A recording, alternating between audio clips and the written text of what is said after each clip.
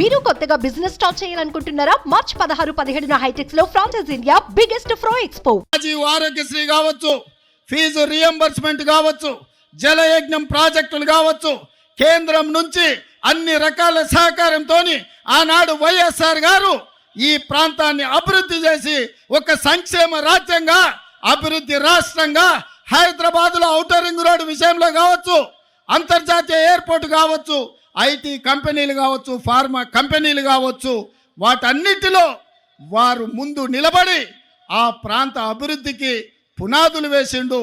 ప్రాణహిత చేవెళ్లను ప్రారంభించి తెలంగాణ ప్రాంతాన్ని కూడా అభివృద్ధి పదం వైపు రైతులను ఆదుకునే కార్యక్రమాలు తీసుకున్నాడు. మరి నేను ఇవాళ అడుగుతున్న మిత్రులారా, ఇవాళ రాష్ట్రాలుగా మనం విడిపోయినాం, కానీ తెలుగు వాళ్ళుగా కలిసి ఉండాలి, ఒకరికొకరం తోడుగా ఉండాలి.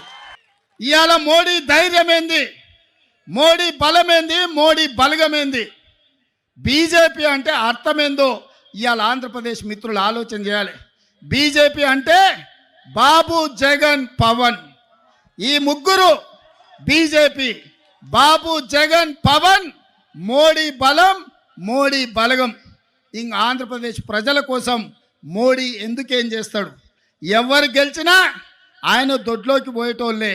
ఈ ఆంధ్రప్రదేశ్లో 25 ఎంపీలు మోడీ ఖాతాలో ఉండేటివే. మీరు ఈడ అనుకోవచ్చు మేము ఈ పక్కన ఉన్నాం లేకపోతే ఆ పక్కన ఉన్నామని.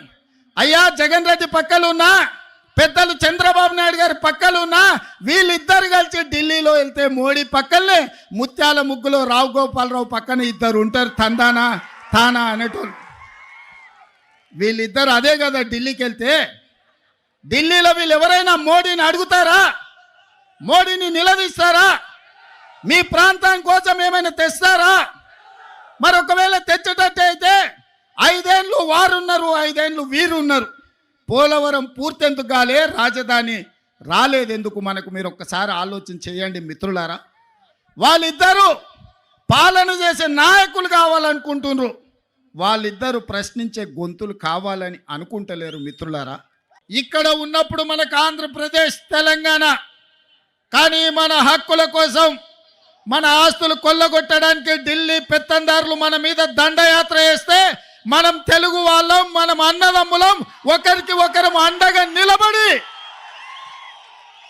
ఢిల్లీ నుంచి సుల్తానులు వచ్చినా, జాగీర్దారులు, జమీందారులు వచ్చినా తెలుగు గడ్డ మీద ఇటుక పెళ్ళను కూడా తీయలేరు, విశాఖ ఉక్కును 1 ఇంచు కూడా కదిలించలేరు అని చెప్పి నేను ఈ సందర్భంగా తెలియజేయదలుచుకున్నా. సుమన్ టీవీలో మీ పర్సనల్ అండ్ బిజినెస్ ప్రమోషన్స్ కోసం కింది నెంబర్కి కాంటాక్ట్ చేయండి.